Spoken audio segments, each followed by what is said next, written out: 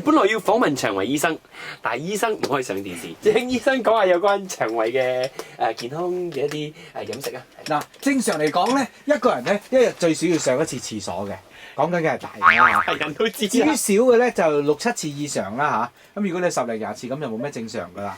咁啊至於大嘅，有啲人咧就好似林德榮咁樣咧，食飽就要去咧，咁呢啲係屬於唔正常嘅。不過對於佢人格嚟講咧係 OK，因為佢係直腸直肚嘅人嚟嘅。醫生係可以見。誒，揀咩啊？顏美欣放假嗎？放假唔使做啊？出嚟！放假就唔使做啊！唔該講多啲嘢。呢啲人你飛咗喎！呢個唔係我嚟嘅，呢個唔係我嚟嘅。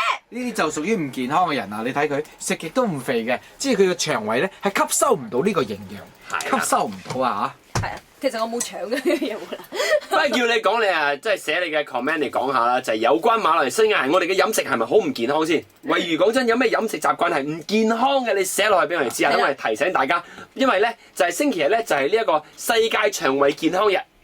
咁啊，希望你腸胃好啲嘅話，昆日你係腸胃好啲㗎。個人腸胃好啲，生命就會好啲。係長啲啊，生命。